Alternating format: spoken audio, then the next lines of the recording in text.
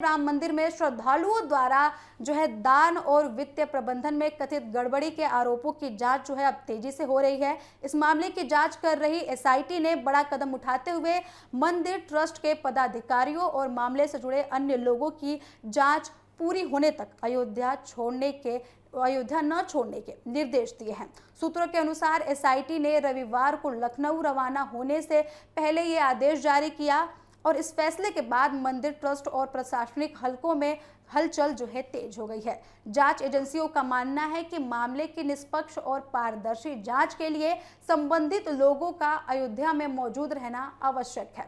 राम मंदिर में मिले दान के कथित दुरुपयोग और वित्तीय गड़बड़ी के आरोप सामने आने के बाद उत्तर प्रदेश सरकार ने 13 जून को एक विशेष जांच दल का गठन किया था।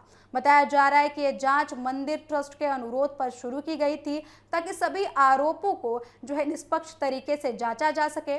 वहीं सूत्रों के मुताबिक जांच के दौरान जुटाई जा रही सभी जानकारियों को डिजिटल रूप से सुरक्षित रखा जा रहा है। पूछताछ के दौरान दर्ज किए गए बयान, दस्तावेजों की जांच और अन्य महत्वपूर्ण जानकारियों को व्यवस्थित तरीके से रिकॉर्ड किया जा रहा है। बताया जा रहा है कि एसआईटी अपनी दैनिक जांच रिपोर्ट मुख्यमंत्री कार्यालय को भेज रही है। जांच पूरी होने के बाद विस्तृत रिपोर्ट तैयार की जाएगी, जिसे अंतिम रूप देकर राज्य सरकार को सौंप दिया जाएगा।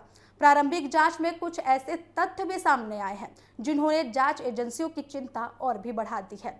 सूत्रों का दावा है कि भगवान राम को चढ़ाए गए सोने चांदी के आभूषण, हीरे और अन्य कीमती पत्थरों के रिकॉर्ड में कथित गड़बड़ी पाई गई है। जांच अधिकारियों ने जब ट्रस्ट पदाधिकारियों से इन आभूषणों और कीमती वस्तुओं का पूरा हिसाब मांगा तो वे संतोषजनक जवाब नहीं दे पाए। इसके बाद जांच का दायरा और भी ज्यादा बढ़ा दिया गया। अब एसआईटी ये पता लगाने की कोशिश कर रही है कि मंदिर में प्राप्त सभी कीमती वस्तुओं का रिकॉर्ड सही तरीके से रखा गया था या फिर नहीं। उनके संरक्षण तथा प्रबंधन में किस प्रकार की लापरवाही या फिर गड़बड़ी हुई है। और ये भी कहा जा रहा है कि सबसे बड़ी कथित गड़बड़ी उस समय सामने आई जब कुंभ मेले के दौरान बड़ी संख्या में श्रद्धालु मंदिर पहुंचे थे। बताया जा रहा है कि लगभग 2 महीने तक प्रतिदिन करीब 10 लाख श्रद्धालु राम मंदिर दर्शन कर रहे थे और श्रद्धालुओं की भारी भीड़ के कारण दान पेटियां बेहद तेजी से भर रही थी और कई बार मात्र 2 घंटे के भीतर ही नोटों से दान पेटियां भर जाती थी।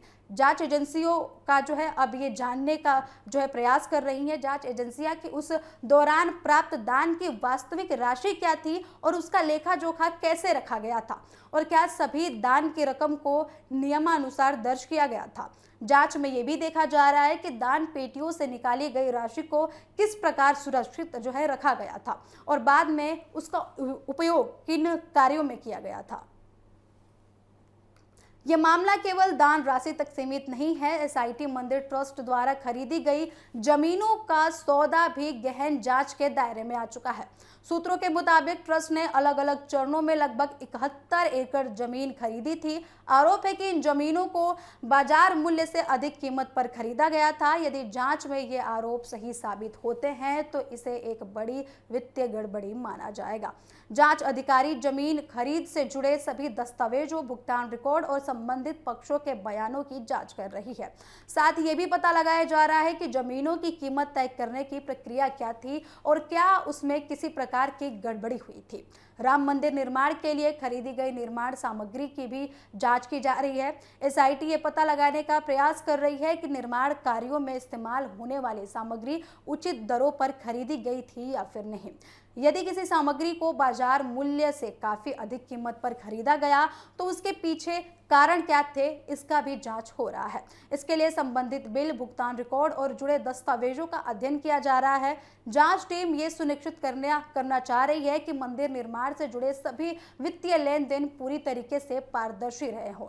इस मामले ने राजनीतिक रंग भी ले लिया है। समाजवादी पार्टी और आम आदमी पार्टी समेत कई विपक्षी दलों ने दान और वित्तीय प्रबंधन में कथित गड़बड़ियों का मुद्दा उठाया है।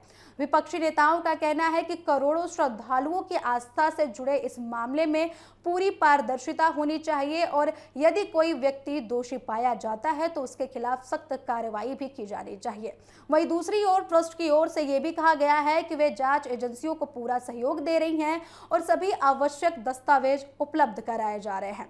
वहीं राम मंदिर दान चोरी मामले पर अखिलेश यादव ने क्या कुछ कहा, सुनिए। साधु संतों की जांच अधिकारी कैसे कर सकते हैं?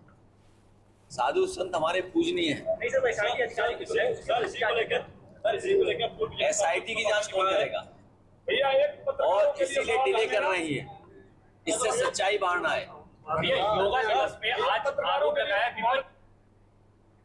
तो आपको बता दें कि फिलहाल एसआईटी की जांच जारी है। आने वाले दिनों में कई अन्य लोगों से पूछताछ की जा सकती है। जांच एजेंसियां वित्तीय रिकॉर्ड, बैंक खातों और अन्य दस्तावेजों की भी गहराई से पड़ताल कर रही हैं। माना जा रहा है कि जांच पूरी होने के बाद कई महत्वपूर्ण तथ्य सामने आ सकते हैं। यदि आरोप सही साबित होते हैं तो संबंधित लोगों के खिलाफ कानूनी कार्रवाई भी हो सकती है, जबकि आरोप गलत पाए जाने पर जांच रिपोर्ट के माध्यम से स्थिति स्पष्ट हो जाएगी। राम मंदिर देश भर के करोड़ों श्रद्धालुओं की आस्था का प्रतीक है। ऐसे में मंदिर से प्राप्त दान और उनके प्रबंधन से जुड़े किसी भी आरोप की निष्पक्ष जांच को बेहद महत्वपूर्ण माना जा रहा है। एसआईटी की ओर से उठाए गए हालिया कदम ये संकेत देते हैं कि मामले की गंभीरता को देखते हुए हर पहलू की बारीकी से जांच की जा रही है। अब सभी की नजर जांच की अंतिम रिपोर्ट पर टिकी हुई है, जिससे यह स्पष्ट होगा कि आरोपों में कितनी सच्चाई है और आगे क्या कार्रवाई की जाएगी।